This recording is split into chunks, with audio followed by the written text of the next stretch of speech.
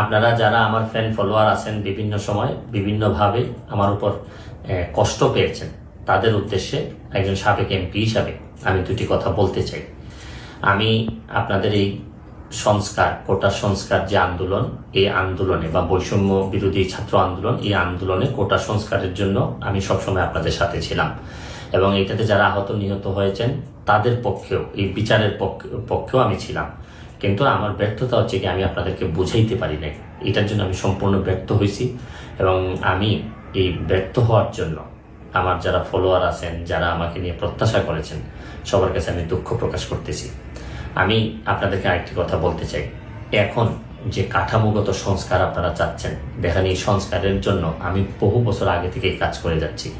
আপনারা দেখেন এই দুর্নীতির বিরুদ্ধে যুদ্ধ গত 15 বছরে আপনারা যে 2-3 জন মানুষ দুর্নীতির বিরুদ্ধে সোচ্চার ছিলেন, এর মধ্যে হয়তো আমাকে একজন আপনারা পাবেন।